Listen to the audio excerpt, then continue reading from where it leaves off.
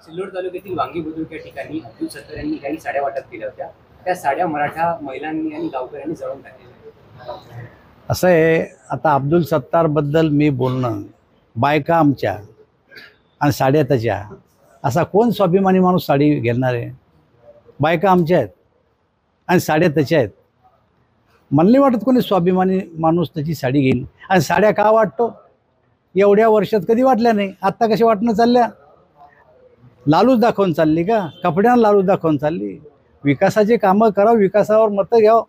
आमचं मत आहे की विकास करा, विकासावर कामं मतं घ्या. सत्तारांच्या मुलांना पण विरोध झाला होता आणि सत्तारांना पण काल पुण्यात. आता असं आहे की एखादा माणूस एखाद्या पदावर गेला तर त्याला आचारसंहिता पाळावं लागते. आणि एखाद्या माणसाला आचारसंहिता जर कळत नसेल बोलण्या बसण्यात वागण्यातली, तर त्याला मी काय बोलू शकतो? आपण तुम्हीच दाखवलं चॅनलवर काय काय चाललं. तर त्यांनी युती धर्म पाळला नाही म्हणून कार्यकर्ते असं करतात. आमचा काही कोणावर रोष नाही आहे. आमची ताकद आम्ही कमी पडू एवढंच आम्ही म्हणू शकतो. कोणाच्या भरोश्यावर आम्ही निवडणुकीला लढत नाही की ते होते म्हणून आम्ही निवडणूक जिंकू शकतो. आता एबीपी माझा, उघडा डोळे बघा नीट.